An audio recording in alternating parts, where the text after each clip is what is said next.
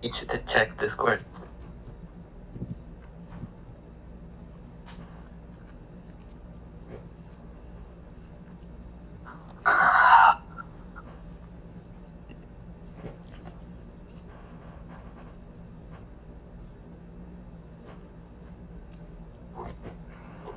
Pull up this.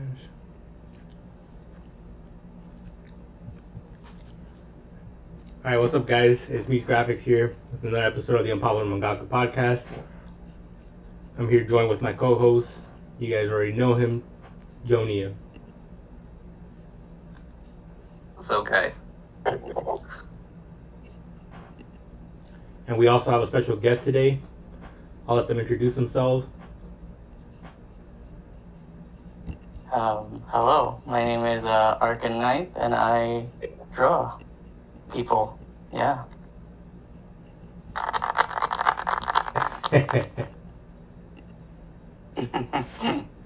So, To that. Arcan, welcome. Thank you for joining us today. Couple questions. How'd you come up with the name Arcan Knight? Or Arcan? Ooh. Okay. So, Arcan Knight, honestly, I wish I have a comprehensive backstory, but the honest truth is it's not really that complicated. So, Arcan is so I used to play this MMORPG that I used to play like every single day. And one of the characters there that I really like is named Arcan. So I thought, hey, you know what? That sounds really cool. I like that to be my name. But I realized that Arcan in and of itself isn't that really, I guess, cool enough for me. And so I needed to follow it up with another one.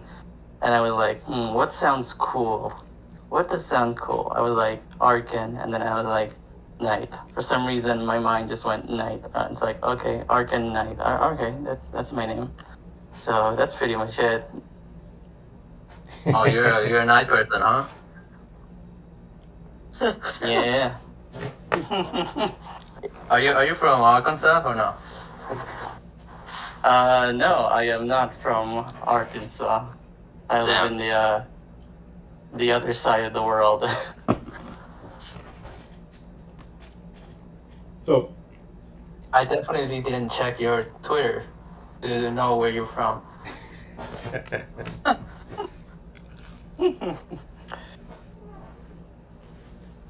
so how'd you first get into manga? Ooh, I guess I first got into manga. I think back when I was in high school. I remember the first manga I actually read was Attack on Titan, because I used to be an anime watcher only, and back in those days I was only the first season was out, and the second season was taking so long, and I thought I can't do this anymore. I need to continue the story, and so I dived into the manga. And high school me was confused as hell because it was read in reverse order. I had to make a friend teach me how to read this, and I thought, yeah, so this is cool. So that was the start of it all. And then I think afterwards I read My Hero, and then I went to the Shonen Jump catalog thing, and then yeah, here I am now. Oh, interesting. So talk about that then. When was the first time, the first story or character that you ever created? Ooh, the first character I created, I think that was in the story. So I guess the first character I've ever created was, I actually can't remember now, but I think the first character I created was a character named Ava. Back then, she wasn't named Ava. I think her name was Mira. Her name was Mira, but someone already took that name, so I thought I should change that. And Eva I think she's still in my one of my posts. She basically has this white hair and the short white bob hair. I think she was one of the first one I've ever created and drawn. And that was another manga that isn't actually. That was one of my first. She was part of my first manga, but I deleted that because it looked bad. Dang, so relatable. I think the first mangas always get deleted. But Yeah, I think I still have like the manuscripts. Maybe I'll like upload it when I feel comfortable. now that you're better. So, Yeah, a little bit. question: what's your day-to-day life like outside drawing? Like, what's the typical day of Arcan? Ooh. Typical day. So I usually go to work. So usually my work is teaching. So I teach a high school. So I usually do that, and then if I have like time between breaks, that's when I usually draw stuff. And then when I'm not like working, I'm just drawing, or either I'm hanging out with like family or friends. And yeah, that's basically it for what I do outside of like manga. Damn. And how do you manage your time like creatively? You script, thumbnail it, wing it, or how does it go? Mm. Sometimes I like wing it, but usually I write it first, just so I could like know what to focus on. So when I eventually like sketch it out or like do thumbnails, I already know how it would turn out. Although there are sometimes things that that just like comes at you out of the blue, and it's like I haven't even scripted yet, but it just came to me, and I thought, okay, this would look really cool, and so yeah, they usually get in. But I usually like write first, and then if I like it, then I sketch it out, and then I do the actual pages.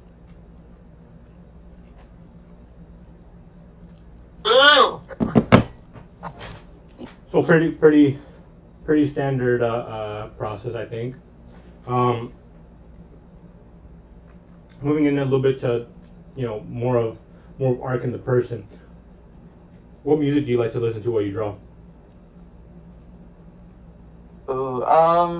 Usually, well, it really depends on what I'm drawing, because I think it helps me when I'm listening to a song that matches with the mood of the thing I'm drawing. So, like, for example, I'm drawing an aggressive art. So, like, if someone's fighting or someone's getting emotional, I usually listen to heavy metal stuff.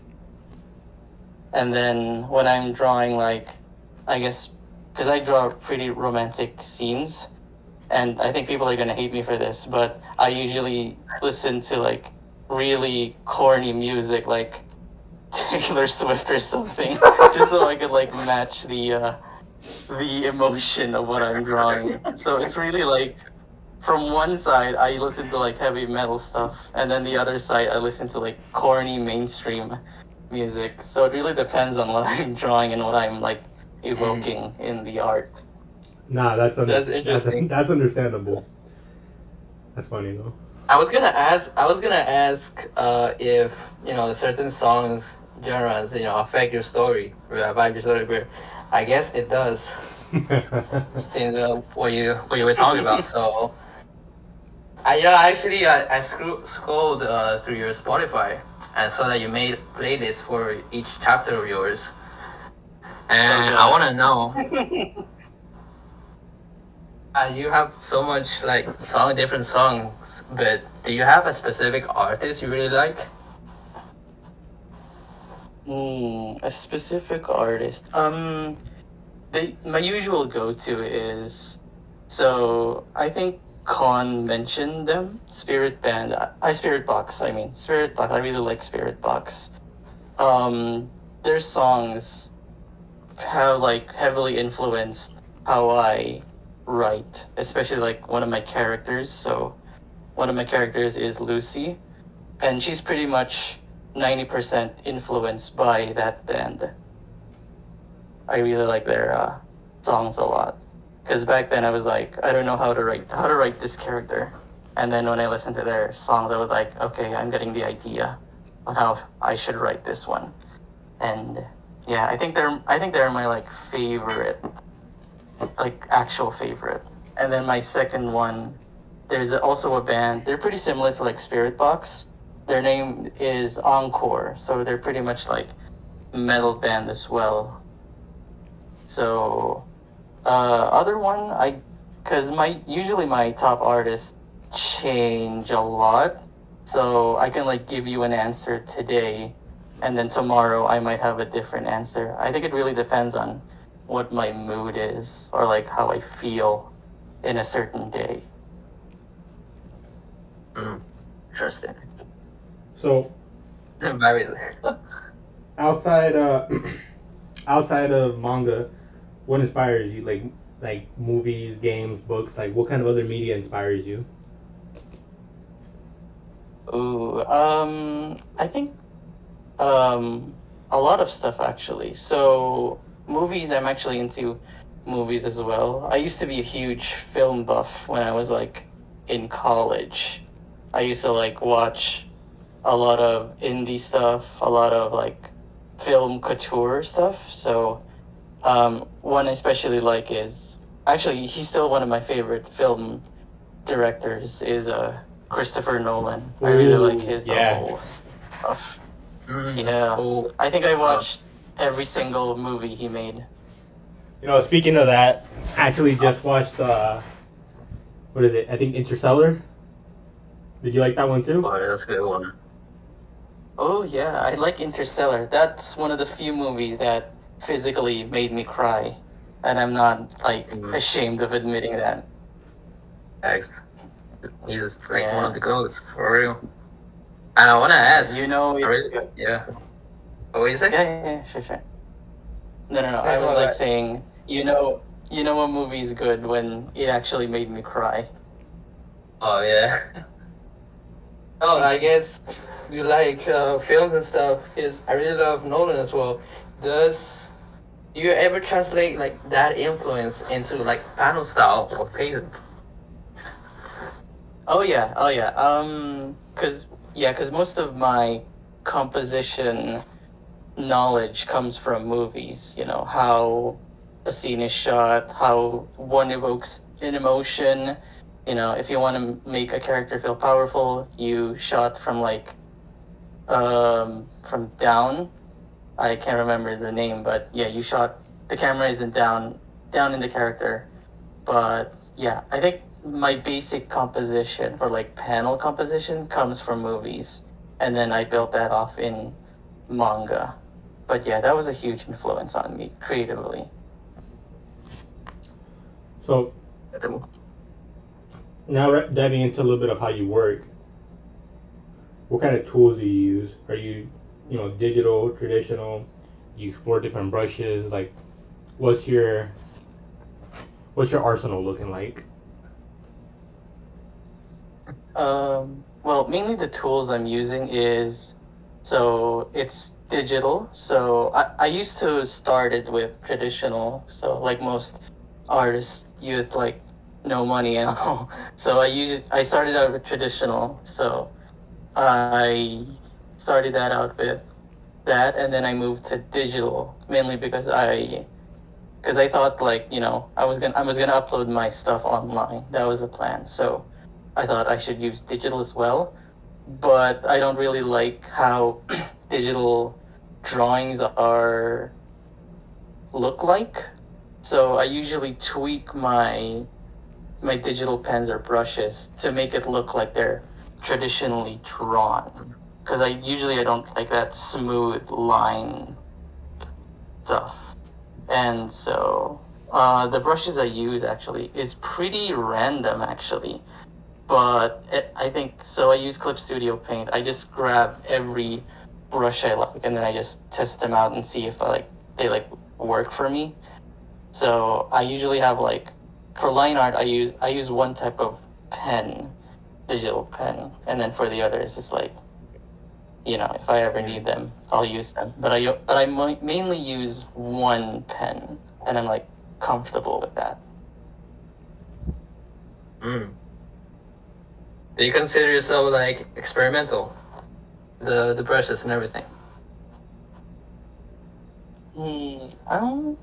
Maybe a bit, because I usually, as much as I like, I want to like use every brush that I feel it fits with like the art I'm drawing. But usually now I just stick with one and like, okay, this is good enough. So, but there are like times when I'm drawing stuff that isn't my usual thing. That's where I'm like free to use anything that feels like, oh, this would look really good in this art that I'm currently drawing. So I guess it depends on what I'm drawing. So if I usually like draw standard panel of two people talking, I usually use my usual pen. But if I like draw something really weird or like unique, that's when I'm like, okay, what can I use for this one? And then going on to that, I asked that, so in terms of that, do you focus more like on emotion or layout when you like draw a page? I think I mainly focus on emotion. I would really like to focus on layout as well. I would like to be both. But as of now, I'm like more focused on emotions. Do you have any habits that you fall into while you're creating? Like, do you have any do you have a certain process that you follow when you go into making a new page or working on like the next step? Like, are there habits that you have? I guess like my habits usually like, so do you mean like how I make a page, just to clarify? Yeah, like for example, when I go into doing any kind of work for either animation or making manga pages or anything like that, I usually have to go ahead and look for a podcast. Then I do something when I have to get to the line art. Like I do different little stuff. Oh, okay, I get it. So I guess one of my habits is, usually I'm listening to like music that fits with the vibe I'm drawing.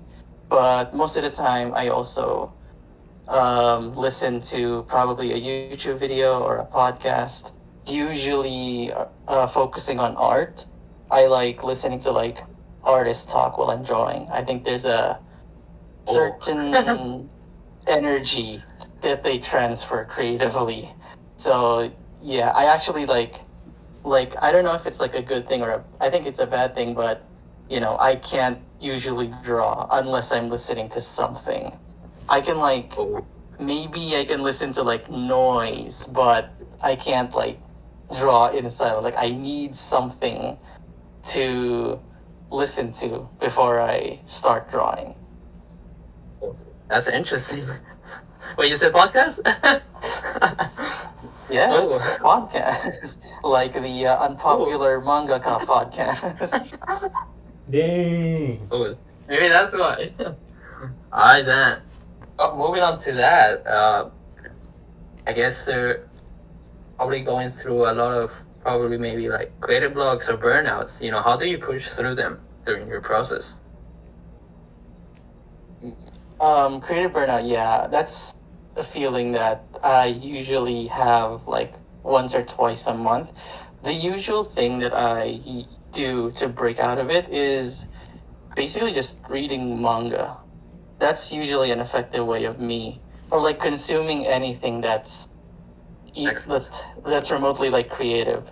So I usually have a list of artists that I really like, and whenever I see their art, I was like, damn, I could be like as good as this if I just like go ahead and draw. And so that usually gives me the boost I need to like stand up and go to the desk and like draw stuff.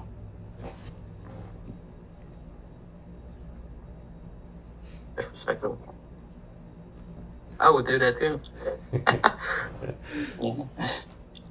All right. So what's some of the toughest challenges that you face, in the indie space, being an indie mangaka?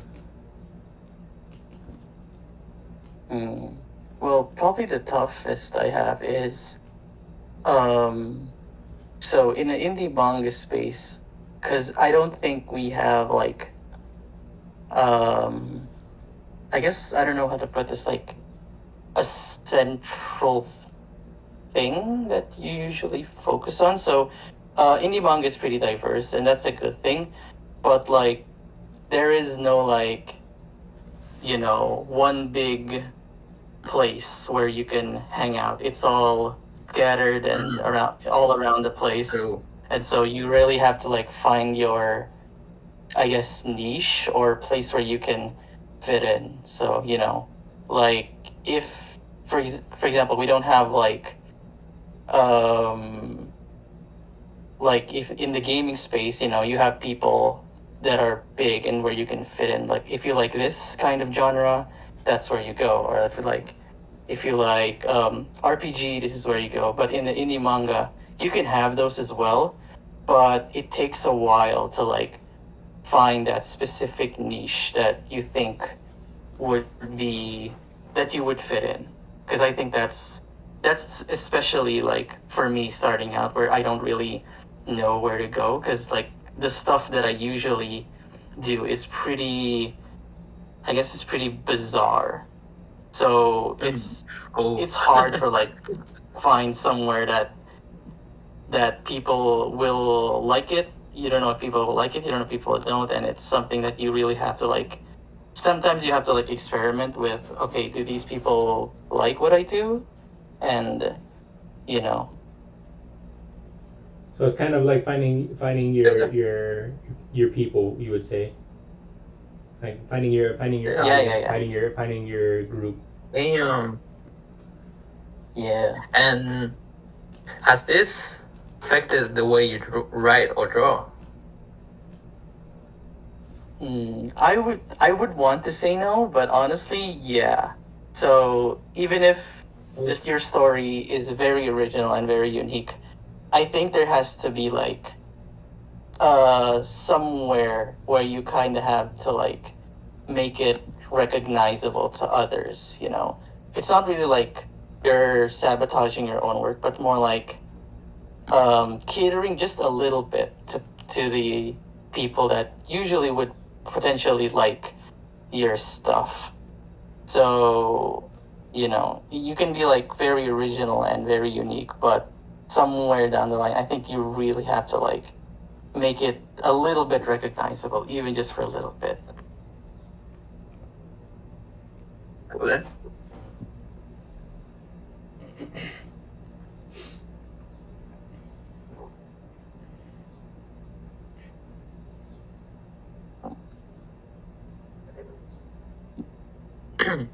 So, how do you handle slow growth / like hate comments?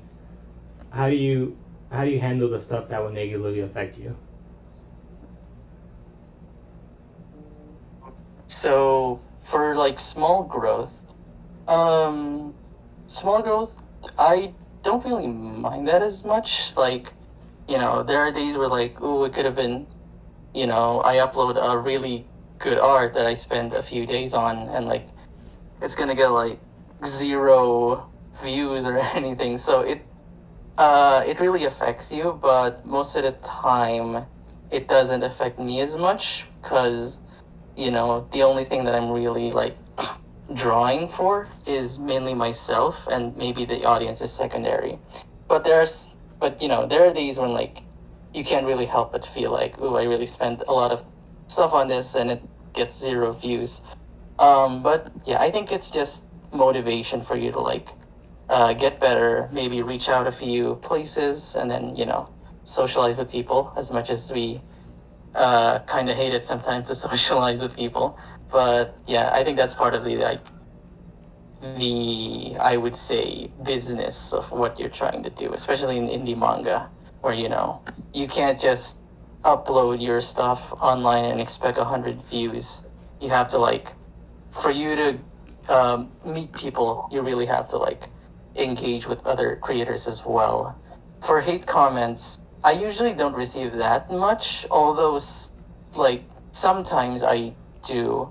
I remember when I posted a fan art of a really popular series, and then, well, this is the first mistake. I uploaded it on Reddit, so not a really good place to share your work. I mean, it depends on what community that you're engaging with. Some are nicer than others. Some are meaner than others. This particular series, at the time, it wasn't really known for nice people, and so I uploaded my art there of a fan art, and this was back in when I was starting out, and so I uploaded my stuff there, and I got zero likes or zero engagement, and I only had one comment, and that comment was, let's say, not very good. So yeah, brutal, man. I think that pretty much halted. Yeah, that much halted my I stopped doing fan art for a while after that, but yeah, but gladly I'm starting to be comfortable with it again. I'm doing my monthly fan art, so I'm starting to get comfortable again with that. Yeah, Arcan can't have no hate comments, man. No hate comments for Arcan. The goat. No hate. So I guess I want to get more personal. Then, how do your personal struggles influence the stories you create? Personal struggles. I guess it really helps when I'm trying to convey an emotion. So when there are times when you're really stressed out and you want to scream at everyone and everything, you can't really be doing that in real life. So it helps when you're drawing something that has a similar reaction to it. So when I'm portraying something, for example, a character that's screaming in anger, that's where I can I guess siphon the energy from that emotion and transfer it here. Although there is still I don't know if you guys already also have this habit where when you're conveying an emotion, you convey it in your face in real life, and so that can get that's actually really good. Ironically, that's a really good therapeutic method of dealing with that emotion. You're transferring that energy into the page, and then after drawing it, it's oh, I'm okay. I got that out of my system. Strangely.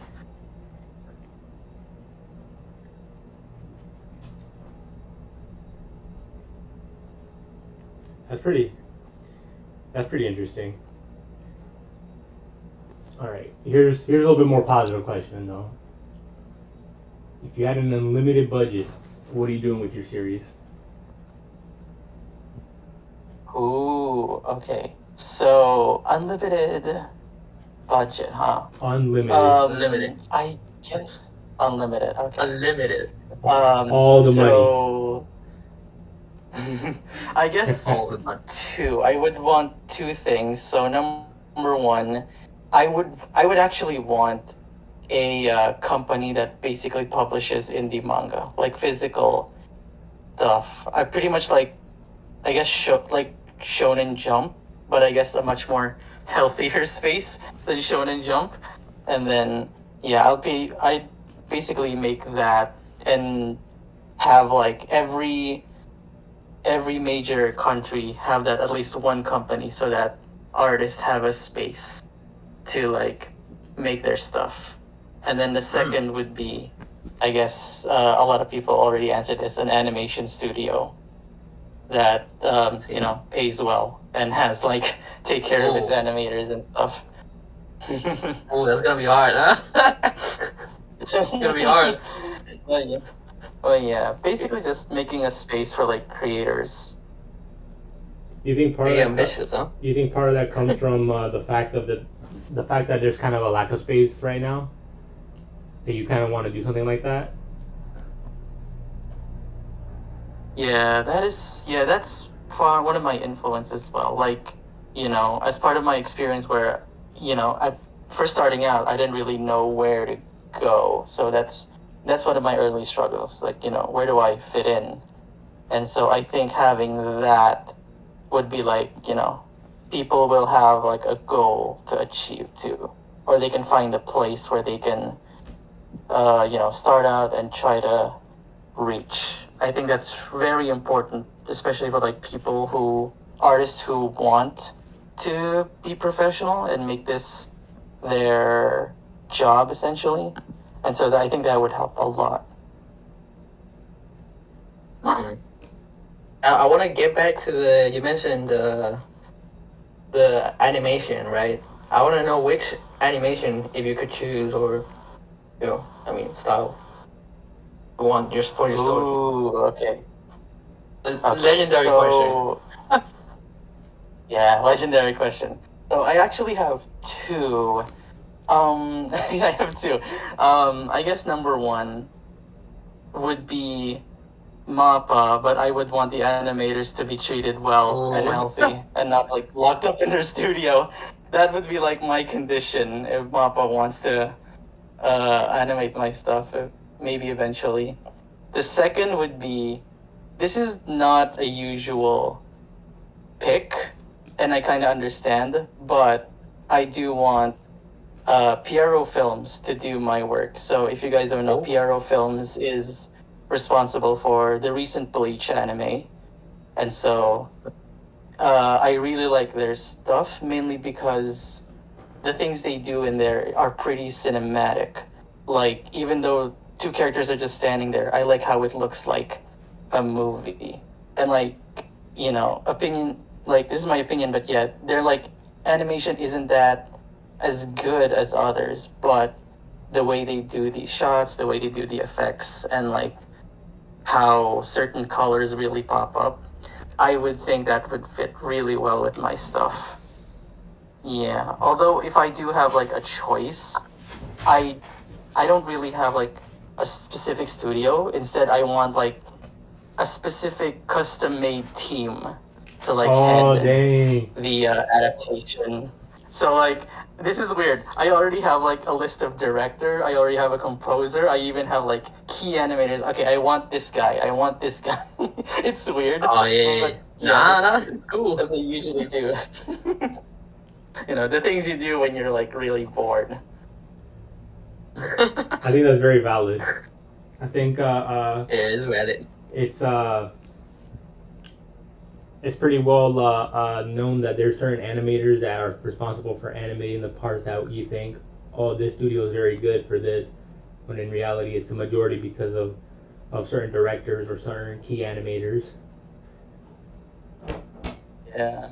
I actually have like, I know one animator whose specialty is like animating sword fights. And I retweeted their stuff, and like I said in my like tweet, if ever my work gets animated, I'm gonna like shoot you a message and like hire you on the spot, because this is really good.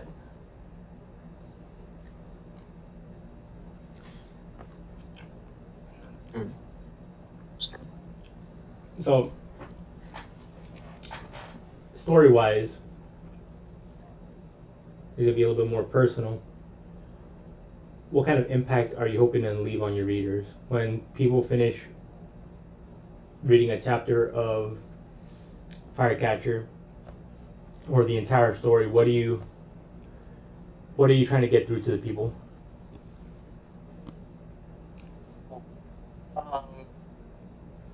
For Firecatcher, I guess if people get when they finish the entirety, eventually I think it's pretty well known in like a few of my friends that I'm like the slowest to release a chapter. But I do want to evoke like, because the main point of Firecatcher is basically, even if life goes to shit. I don't know if I can swear in this show, but yeah. It's too If late. life really gets down, even like the most brutal thing that you can experience, and where do you go? You'll always have people at your side, and it just takes a little bit of push to like get where you want to go. But in like the case of Firecatcher, that's basically like how the entirety of Firecatcher is. It's like, you can travel on your own, but at the end of the day, you still need a few people to like watch your back. But for like individual chapters, because Firecatcher basically has individual chapters usually has like a theme on their own. So, but if you're like speaking to like the entirety of it all, that's basically the emotion that I want to convey. Beautiful, beautiful. Power of friendship. Well, not in that way, but essentially, yeah. So going with that, then, what more themes are you still like exploring through your stories? Are there any specific ones you want to go into?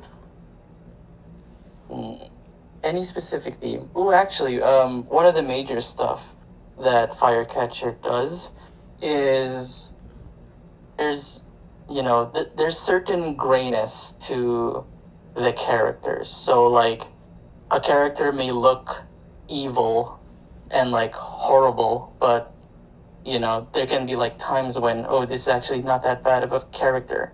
And then you have like a character that looks like they're very nice and they're very gentle, but behind your back, they're basically killing people. So I think that's one of the main themes of Firecatcher is, so there's like an entire faction of, there's like a group of people that's basically called the Empire. I mean, in other like media, that's usually a bad sign where you have an empire. But when you like take a look at it further, I think, you'd realize that, oh, they're actually not that bad, they don't abuse their people most of the time. And they're like treating fairly well with the people they serve. And they're actually really passionate about serving people. And so you don't usually see those in other stories because you usually like portraying them in a bad light, which that's pretty understandable, treating them in a bad light. But there can be like times where, oh, these aren't actually that bad. Like it can get bad, but it's usually not that bad. So it's not obvious sometimes where appearances can be deceiving essentially. Hashtag don't judge a book by its cover. Yeah, so yeah, that's pretty much the reverse of what I said, but thanks.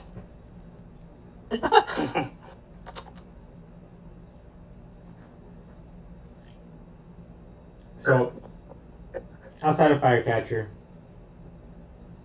do you have any other stories planned? Actually a lot. I do have like a lot of like potential stories that I want to explore. I think I have on my backlog, I think I have 4 stories that I do want to like explore essentially. So one of my stories that I eventually want to do next is a rehash of my first manga because I think it has. I really like the story. I really like the synopsis of it all. It's just that my art skills weren't that on par with it yet. But I feel like if I finish Firecatcher, I'd be there. That I'm like worthy to like draw it again. So that story is actually called. So they're actually called Cross City Villains. So if like essentially if you. Yeah, so like, okay. Unpopular manga exclusive information. Yes. Oh my god. Stay tuned, guys. Come on, guys. Pay attention. Take your notes out. So it's basically titled Cross City Villains. It's essentially like My Hero Academia, but not really My Hero, but the same vibes as My Hero Academia, but you focus mainly on villains, so it's about a group of villains who are essentially tired of being bad, and so essentially they just want to live a normal life.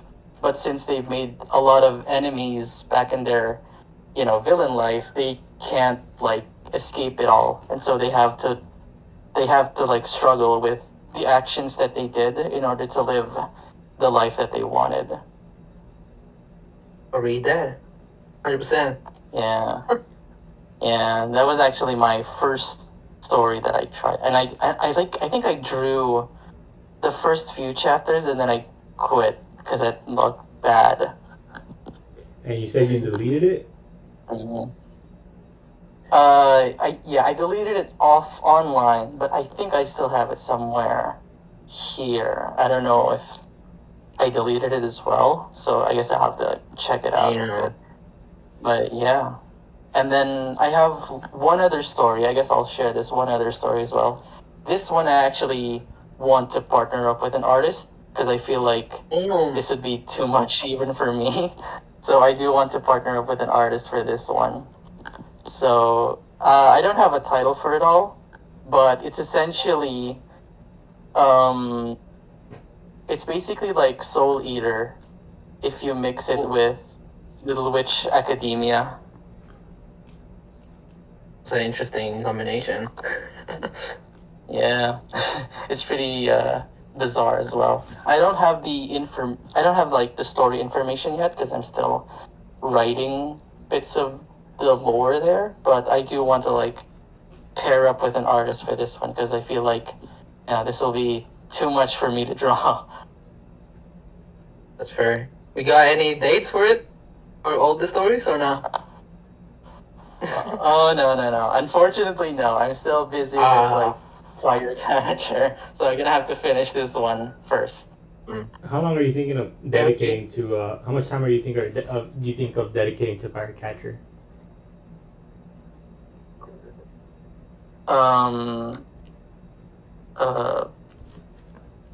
Hard to say, cause Firecatcher, cause I already have like planned Firecatcher. I feel like it's gonna last for at least maybe 2 to 3 years at least, because Firecatcher essentially has like a total of 20 chapters. That's the original plan.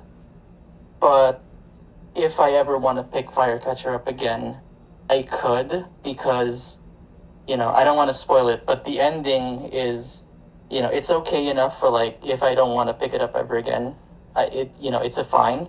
But if I ever do want to pick it up again, it has enough room to like continue on. So maybe for like 2 to 3 years, and then maybe I can like start the next one, or maybe I can maybe start it at the very end of Firecatcher. Okay. Can I ask, what were the inspirations for all of these stories that you created? So I guess for Firecatcher, the story actually wasn't from a manga. It was actually from, well, not just one book, but like a genre of books. So I don't know if you guys read I used to like read a ton of young adult fiction books, where it's like dystopian fiction books that you usually read when you're like high school. So one usual trope that I usually see in those books is, there's like a chosen one, there's this evil empire, there's this rebellion going on, and then usually the protagonist joins the rebellion and then fights the empire and then wins at the end. And so I essentially took that and I flipped it on its head. So instead of the protagonist joining, the faction where it's the smallest, they joined this big empire. But, the motivations are reversed, essentially. So I thought that was just an interesting idea to explore.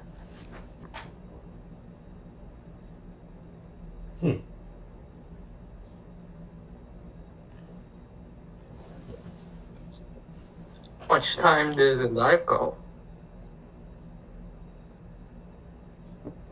Hold on, that's another question for you. Yes. Oh wait, sorry, I didn't hear that. Right. No, wait. I was just asking me to the going through like 45 minutes already. Oh yeah, we're about close to hit an hour right now. About 45 minutes in. Mm. So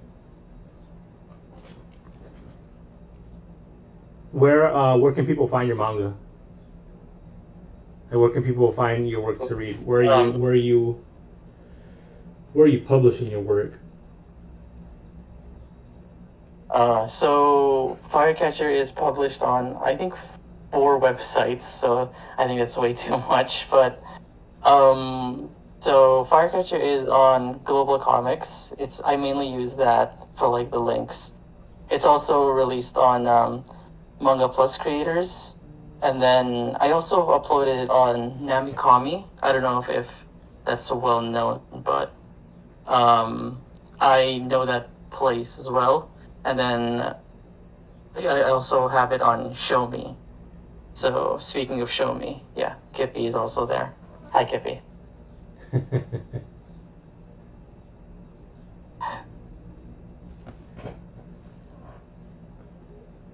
So how do you feel about uploading your manga on different sites? Do you feel like, I know a lot of people say it has its advantages. Do you feel any specific stuff that do you see any benefits from it? I do see benefits of it, so the benefits of it would be like you'll reach a lot of people from different places. So some people are in a specific place. So, if I'm like, they're mostly on Global Comics, you can reach those people. And then you have like people on the Manga Plus Creators, so you can reach that. So, the more places that you go to, the more visibility you get. But there's also a disadvantage of, you don't have like a central place where people can go and like, I guess engage with your content. I mean, you do have like Twitter and Instagram, but some people just don't want to like go to other places. They just want to do this one, and so you also have that. You kind of have a fractured community of people. So, and also on in your end as well, since different websites have different requirements, so you do have to like conform to those if you want to like upload there. So it's a little bit of hassle on the creators end as well. True that. It's very crazy though. Now following on to that, are there like from the platforms any specific platforms where you seen the best response? Which ones was it? The best response, well, for responses, unfortunately Twitter has the most responses, because I have a few people there that I actually knew. So I'm not a big fan of Twitter, but unfortunately that's where the people are there. So I have to like swallow it up and like use Twitter, even though if I have like the choice at the end of the day, I would probably not choose Twitter as my main account, but you can't really help it. It is what it is. I mean, like responses as in like reads, comments, and likes, everything, right? So Twitter, that one, right? And could you do like a real quick tier list for it? Of all the platforms, okay. of the best response. Real quick. All right. So I guess for responses, I would pick Twitter because, responses are there. I usually get a few comments in a few posts. But if I'm like talking like readership, I'd probably choose. Well, I don't know where these readerships come from, knowing the website's reputation, but if I'm like by numbers alone, I'd probably pick Manga Plus. That's where I usually like get more reads. But, this is a can of worms, but, sometimes I do question where those reads come from and if they're like real people reading my stuff. But yeah, second place for readership is Global Comics as well. So theirs is more, not as much as Manga Plus, but it's second place because I still do have a few readers there as well. So I guess the last tier, I mean, it's not a bad website, but it's not as big as the others, would be Namikami. So I like the website, but it's not really well known as of yet. And then I guess the lowest of the low is equally Instagram and Facebook. Facebook is just dead. I don't use it much anymore. So it's basically dead. Instagram, I do have a few people in there as well. I think a few good 8 people likes my work, but in terms of like comparing it to like other stuff, it doesn't have a lot of people in there as well. And Instagram's algorithm is, dog shit, to be honest. Interesting.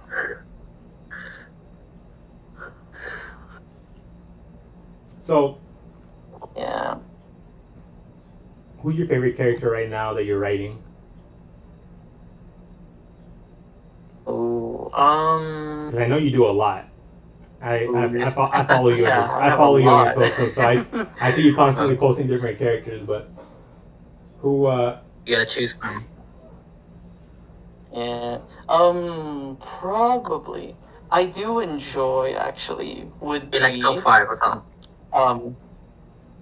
top 5. Maybe, well, currently my favorite to write is Marty. So I like Marty because he's basically so different from other characters, where in Firecatcher, because most characters there are pretty serious, and then you have this one dude who's like, he pretty much has the personality of like a shonen, those like characters where they were like there to be the lighthearted character for the group, and he's essentially that character, but he's so bizarrely placed in this world that I actually like writing him in.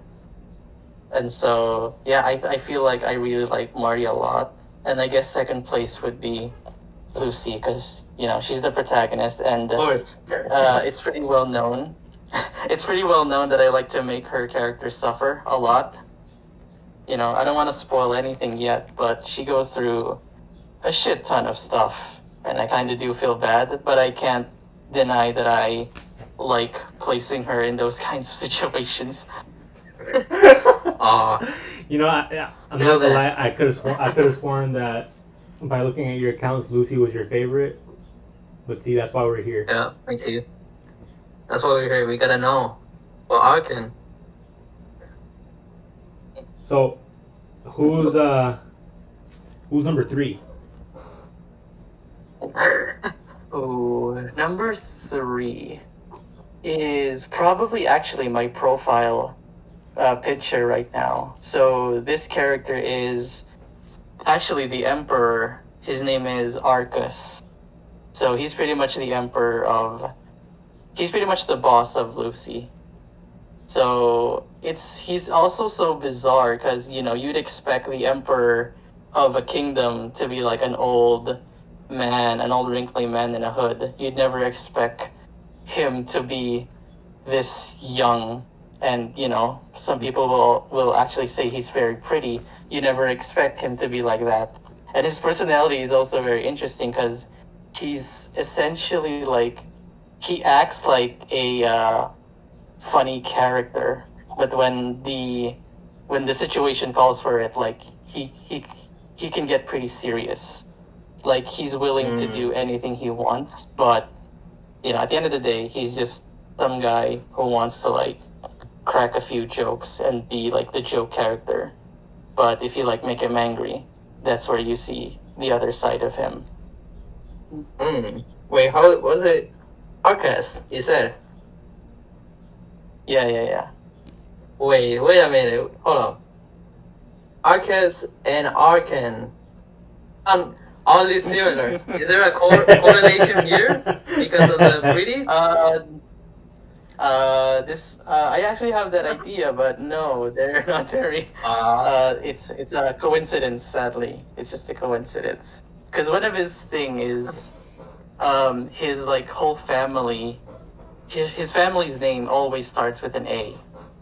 That's his like theme. So his father started with an A. Okay. Hey, I put a character named Arcan. No, just. we had Kippy saying, "Dog, you should have lied and said show me was first." Oh, sorry, Kippy, but I don't lie. I'm just joking. Oh, nice. Oh. When you were mentioned, right? We're gonna go the opposite. Are there any characters you really hate? Ooh, characters I really hate. Okay, this might be. Okay, I actually hate writing Alistair. Funny enough, because he's essentially like he's a good character, but he's so he's like the character he's based on is so overdone, and that's like written that way. It's because he wants to be the hero of the story. He feels like the hero of the story, but in reality, he's not the hero of the story. He wants to act like it, and like he's a nice character, but you kind of feel like he doesn't belong in this world where he sees everything like black and white. You're either good or you're either evil. When Firecatcher isn't written that way. People can be good but can act like not very nice, and then people will be evil as well, but they can have a tendency to be good as well. And so he has that philosophy of you're either good or evil, and that doesn't really fit with the world that he's living in. He just basically. Like me for real. So I do hate. Yeah. Interesting. So I wanna ask something. Go first, speech. Sure. Nah, I'll let you go. Because I've been saving this question. Because remember you mentioned monthly, right? You upload like monthly fun art, and I've been scrolling through your global and your manga, right? Do you have a specific a release schedule? The fans to look at, because I haven't seen them. Ooh, release schedule. That is non-existent for me. Unfortunately, non-existent. I just upload when the stuff is finished. My IRL schedule is pretty much hectic and messy. So I guess that goes as well with my manga stuff, where I just draw whenever I feel like it. I try to do like every 2 to 3 months at least, but usually they don't really go as well, so I just upload when I can. Although I do want to get like in a schedule. And then another question then. I know old chapters, right? They're hype, right? But is there, you have any upcoming chapters fans should look out for? Oh, those kind of hype chapters yes, we got. Yes, actually, I do have chapter 4. So I'm currently doing chapter 3, which is good. It builds up a few things for chapter 4, but chapter 4 is when uh, shit hits the fan. So it's basically the make or break chapter. And I do feel a little bit pressured to do it because it's basically like, okay, this is where the story begins essentially. Like everything else was just, starting points, and then this is the one where this is actually where it starts. So yeah, I feel a little bit pressured to do it as well. So the chapter after chapter 3, chapter 4 will be the chapter that I think people should get in on. Ooh. So don't be late for chapter 4 is what you're saying. To be Yes. hype. Ooh. Okay. Now that's actually kind of the same question I was gonna ask.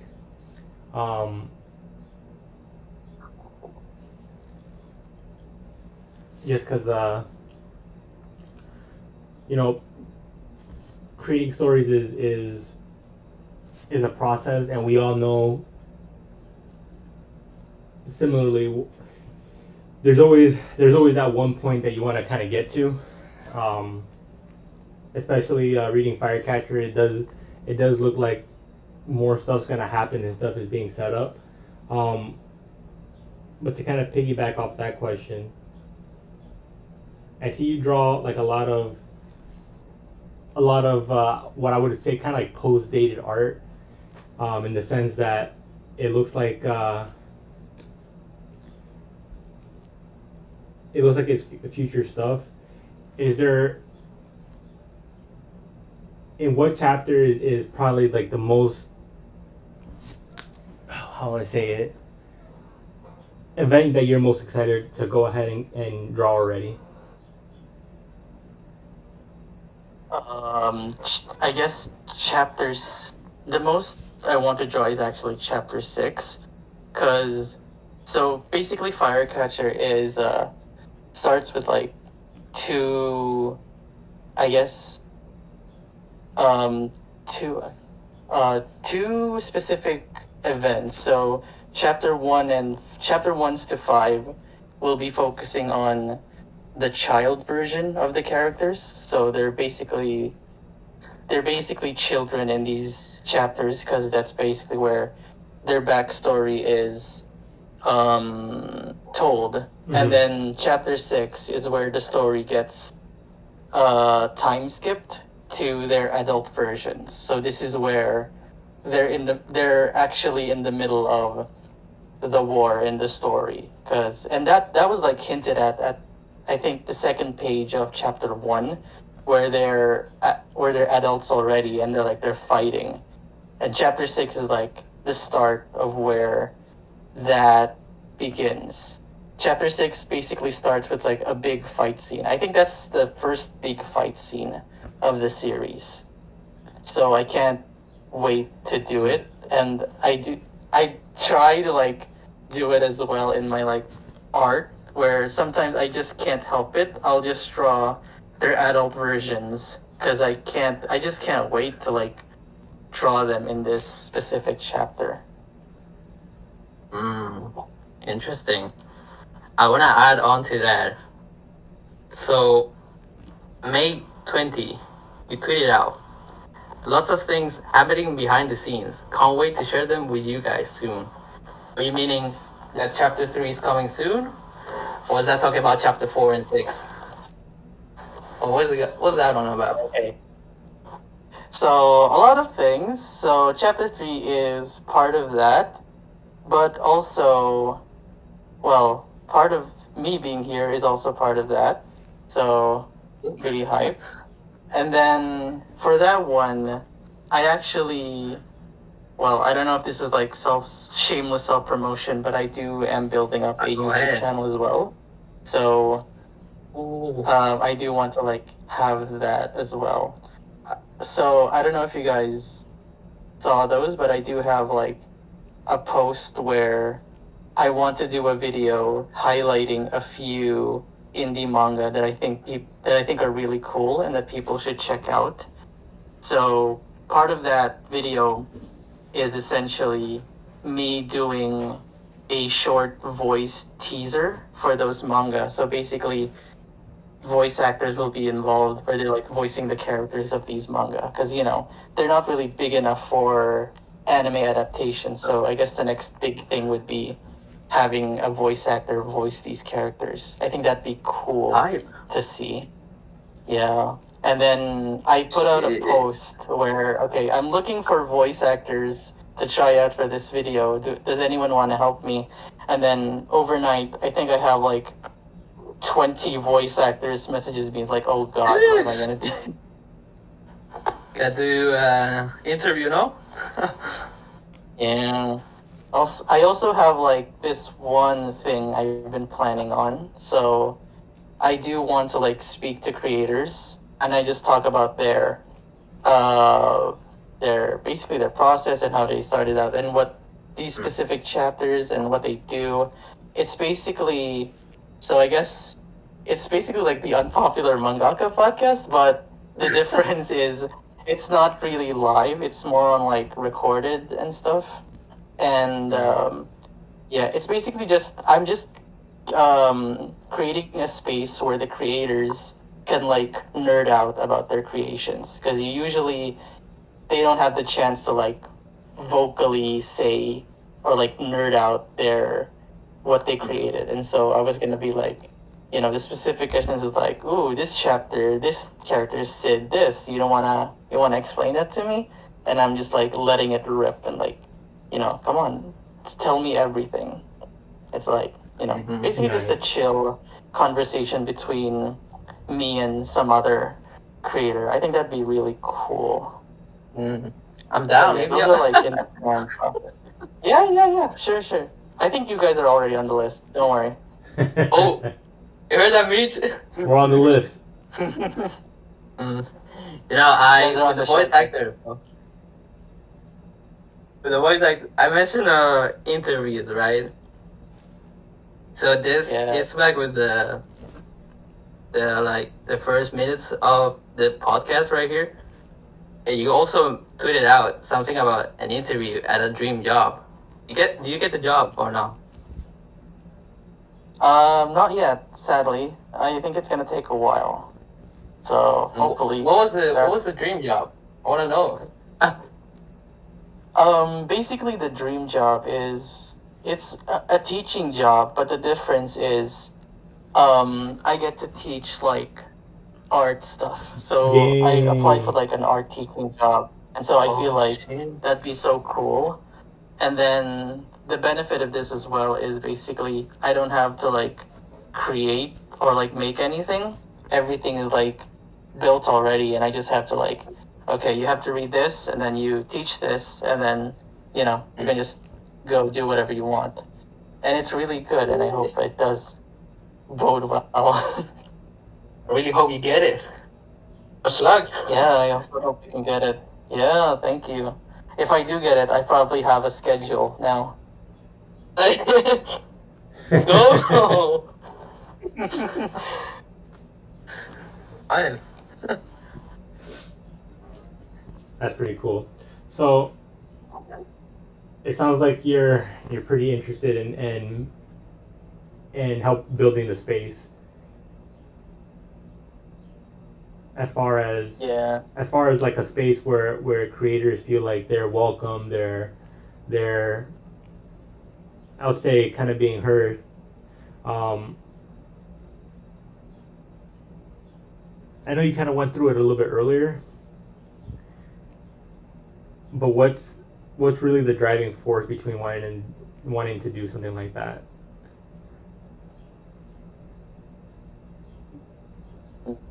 The driving force is, I guess, I've struggled with that as well. So I guess I said this earlier that I struggled with finding a place where, indie creators can just go and like share what they think or share their works. that's my struggle at first, and I felt like that what was missing in the indie space, and I feel like just so that people don't have to struggle that as well like I did. So I feel like I at least owed them that a place where they can just say they can just share their work and share their thoughts about it, and yeah, just so they don't have to like experience my struggle earlier, and so yeah, basically. Interesting. I wanna I wanna hit back with the music though. Music front, yeah. Sure. Let's scroll back again to your Spotify account, which is you see you have a playlist for each Firecatcher chapter, right? Yeah. To chapter 9, yeah. What do you think is your favorite playlist of each chapter, if you could rank them? So, well, I only have like two chapter playlists, so like chapter 5 and chapter 9, because they're very emotional heavy, and I do want to like convey a specific emotion there. I guess my favorite would be chapter 9, because it's basically the chapter where it's basically the romance plot chapter, and I feel like Whoa. I need to be like in the zone for when that happens, because everything in that chapter is just basically a romance chapter where just yeah. So that's the most emotional one, yeah? Yeah, pretty much. Are you a big fan of French love songs? I currently not, but I'm do interested in French love songs, especially after like hearing that Arcane song, and I feel like, ooh, I wonder if there's more with this. Whoa. What's the what's this playlist called? Aggressively stares into eyes. What's that playlist?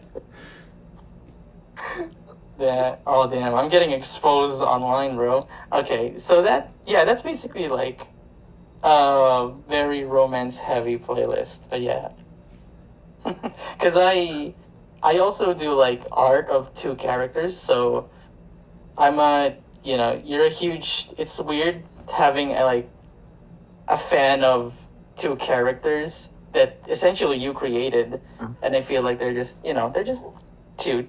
So basically, yeah, I ship two characters of mine, Marty and Lucy. I feel like they're really cute together, and so I have these like playlist of these two very strangely, and then sometimes I actually draw them, which is basically spoiler, but at the end of the day, people don't really remember much until like when they read the story of itself. Okay. I guess because from the look of it, you seem like the type of guy to just have a playlist for everything. Is that right? For music related stuff. Basically, yeah. Is there one main playlist that you listen to for when you like draw or just day-to-day life? Like, there's this playlist called Walking on the Sidewalk and Feeling Cool About It. It has 59 songs. Do you listen to that one Yeah. on a day-to-day basis? Not as much because, well, I usually play that when I'm like walking in a big city, but I don't really live in I live in a city, but not that big. So usually what I listen to mainly are podcasts or YouTube videos. So I usually like download a few podcasts. Sometimes I also listen to audiobooks, since even if I'm like I'm not really feeling something or like any specific emotion, like you're just doing everyday mundane stuff, I usually just listen to either someone's talking or like a podcast where two people are talking.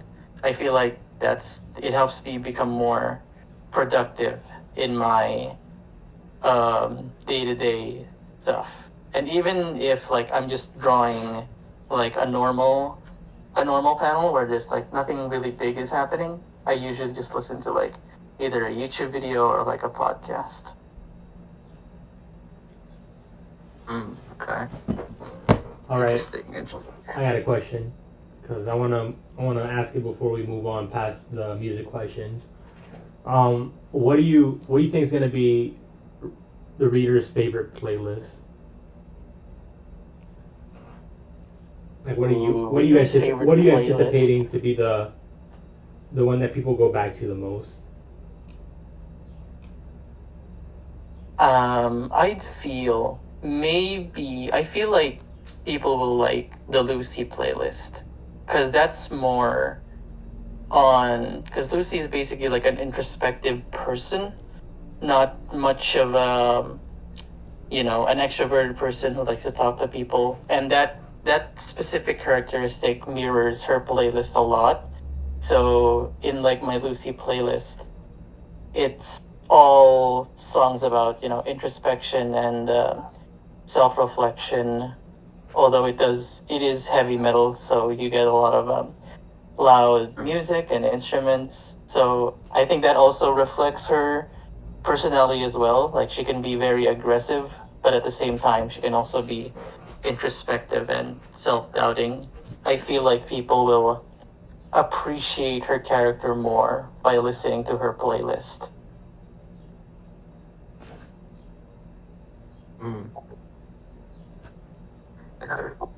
This playlist called Alcohol Plus Heartbreak Equals Something. You good, man? Oh, those are basically just a big collection of sad songs. Whenever the mood calls for it. There's this playlist I like called Substitute to Cigarettes. Oh, substitute to cigarettes. Well, it's basically like, you're like when you're walking and you're like chilling on the sidewalk, and you don't really want to smoke, but you want to have like the same feeling as that. So yeah, that's basically that playlist. And you really love music. Yeah, yeah. A lot of those playlists were made when I was like in high school or college. So. So there's like around 163 public playlists. How do you feel about that? I honestly don't know how to feel about that. How long did it take you to make all these playlists?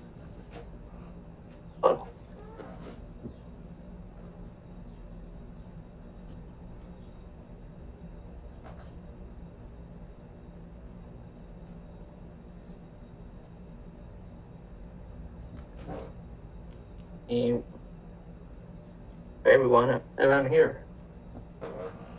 So real quick shout out to everyone who joined here. KPK, Imeno Fan, 317, Nketa Spinali, Mangavita, Angie Khan, and Tsukojin. Thank you for tuning in here. You guys take watching right now. Anything you want to say to them? Thank you guys for watching. For Kippy, I'm sorry for uploading my chapters late. Actually, Tsukyojin asked, does Arcan have a playlist for using the bathroom? Not yet. Not yet. I will probably make one after this. Okay. And following up to that, are you like any person you are really thankful for, like any mentors or some really creators that mean a lot to you, that inspire you? Um, well, I guess first of all, I have to thank Kippy because he basically invited me on his Show Me magazine. I remember, I think back, I can't remember the specific month, but he basically messaged me and like invited me on this strange thing that he wanted me to be a part of called Show Me. At first, I was like, my first idea when I like read that is like, is this a scam? So I checked it out for a bit, and then I found out that a few people were already there, and so oh okay, I think this is pretty legit. And I think I asked him like, I'd love to be a part of this, but my schedule isn't that straight, so I can't really promise you like a monthly schedule. And he was like, yeah, sure, that's fine. It's like, oh okay. So yeah, that's pretty much pretty thankful for Kepi for that. So I got to meet like a few people as well through that, and then the rest of the others. I have a lot to thank for, but I guess I can't remember them on the top of my head. But I guess I'd also like to thank special shout out to the Unpopular Mangaka Podcast, Meech and Joe. So thank you for having me. Of course. I appreciate that. Appreciate that.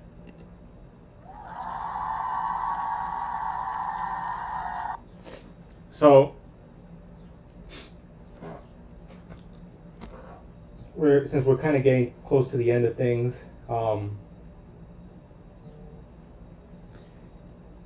more time, just want to go ahead and ask, how much do your readers mean to you? Because I know when you're on a creative journey, lot, I think. I know when you're on a creative journey, people that tune into your stories are pretty special to everybody. So what does it mean to you when someone tells you, they're a big fan of your work? I think that means a whole lot. Probably nearly all of the things that I did. It's a little bit, I guess, dramatic, but I do feel like we, especially as creators, I think we all owe ourselves in our readers because, they basically give you a chunk of their time and attention just so they could, read your work that you're really passionate about. And sometimes even like for big creators, they even like give you their hard-earned money to like give you support or like buy your own stuff. And I feel like as creators, I think we all owe them a lot because even if for like creators that are basically their livelihood is on their creative work, you will not have success without your readers. So I feel like we owe them even a little bit half of our work. But usually for me, I owe them pretty much all of my work, all of myself, I guess. Oh. Okay, not too much of yourself, huh? Okay, yeah, not too much of myself. Borders. I mean, that was really beautiful because I really agree. Yeah, and it's really beautiful. Thank you for staying here as well. I think everyone loved it so much. Now on to want to ask the final question. I think you were tuned here a lot, so you might know the last question. So, Yes. if there's any advice for creators trying to start from nothing or that want to be like, what is the one advice? Only one. You want to say to Only the one. world. Okay. I do have one, although it might be a little bit long, but I'll try to make it short. So, Oh, don't worry. yeah. My one advice especially for like starting out, is don't pay attention to what other people might say to your art. Because I know one person who messaged me who told me that "Oh, what do you think about my art?" And I said that, "Oh, it's really good. You should upload this on your Twitter if you want to be like an artist." And what they told me is like, "No, I don't want to because I feel like people are gonna hate it." And I share that sentiment a lot because I used to feel that as well. But my number one advice for starting artists is, in your eyes, your art will always look shit in your eyes. But I think that's a thing that you have to cope with, especially starting out.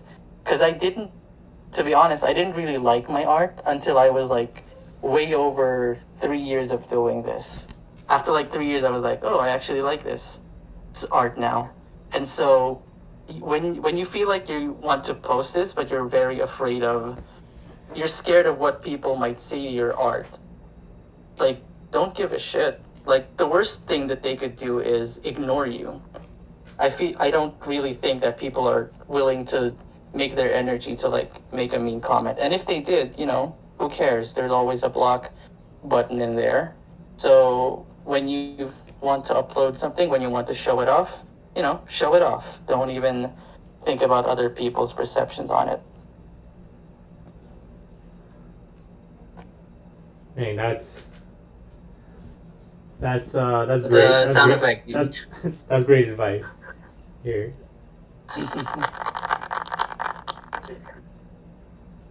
I put the cheering one. Yeah, that one.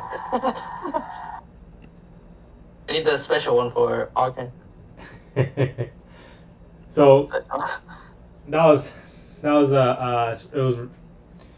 it was some informative stuff. Definitely glad to know a little bit more about you, Arcan.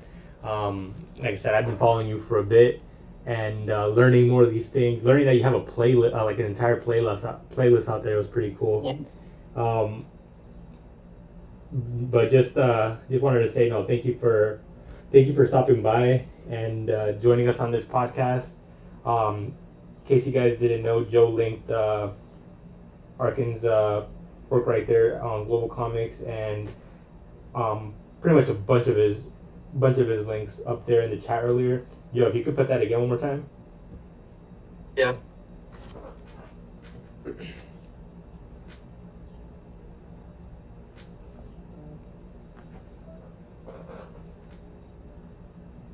But if you haven't had a chance to go ahead and read Firecatcher, make sure y'all go check that out.